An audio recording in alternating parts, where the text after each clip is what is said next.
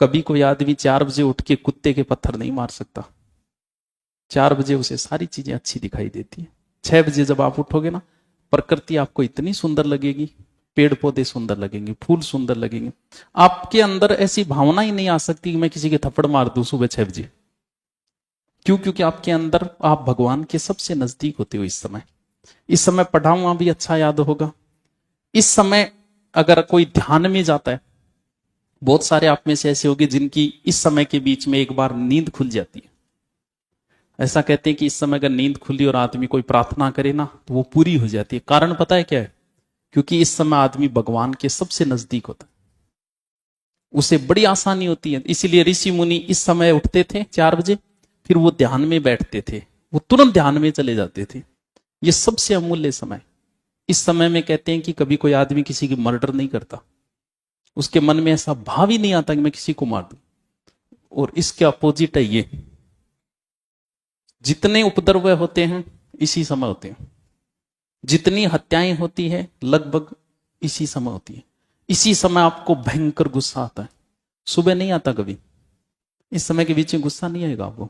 ये सबसे खतरनाक समय।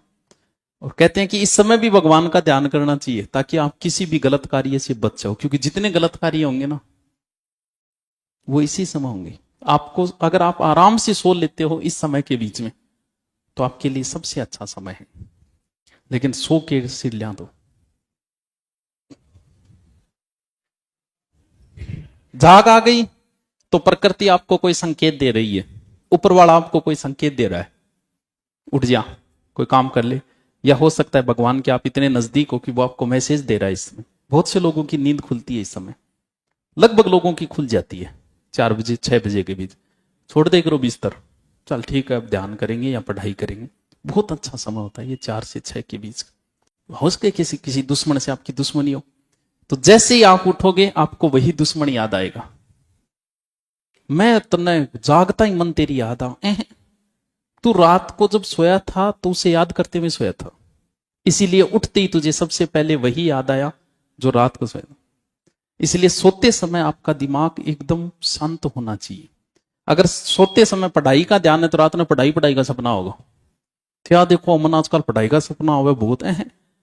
तू सोते समय अपने दिमाग को शुद्ध करके नहीं सोया था। सोते समय जो भी भावनाएं हैं व्यक्ति उसी भावना के अंदर चला जाता है।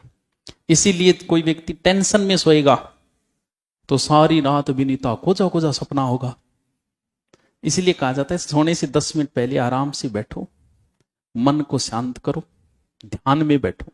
अगर कोई व्यक्ति ध्यान में सोया तो वो ध्यान में चला जाता है और उसकी जो नींद होती है उसका दिन ऐसा लगता है जैसे नया जीवन हुआ है मेरा।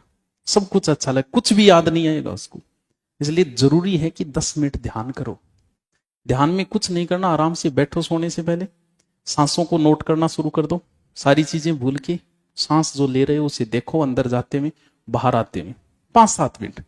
फिर आराम से सो, शरीर को ढीला छोड़ दो, सिर्फ सांसों को नोट करो। 5-10 मिनट में नींद आ जाएगी।